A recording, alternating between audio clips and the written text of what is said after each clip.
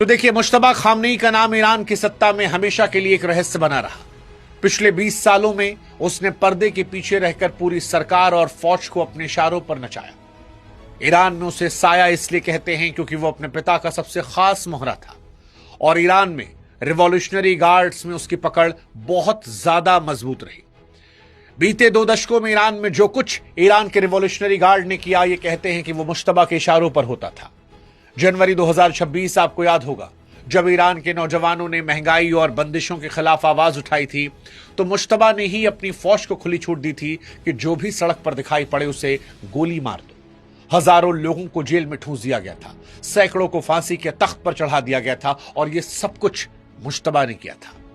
हालांकि मुश्तबा का एक दूसरा पक्ष भी है। एक्सपर्ट्स कहते हैं कि मुश्तबा का चुना जाना दरअसल ईरान के कट्टरपंथी सिस्टम की कॉन्टिन्यूटी दिखाने की कोशिश है। शासन यह संदेश देना चाहता है कि टॉप लीडरशिप के खत्म होने के बाद भी सिस्टम टूटा नहीं है।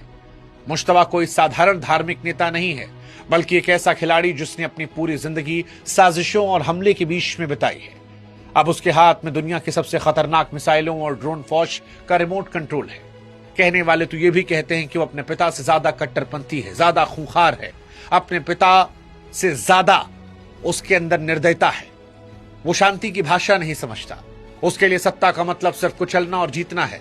मुश्तबा का इतिहास गवाह है कि वो गद्दी के लिए किसी भी हद तक जा सकता है।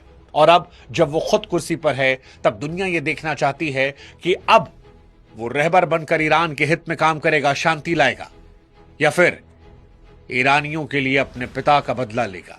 और ये बदला कितना खूंखार होगा, इस पर दुनिया की निगाहें हैं।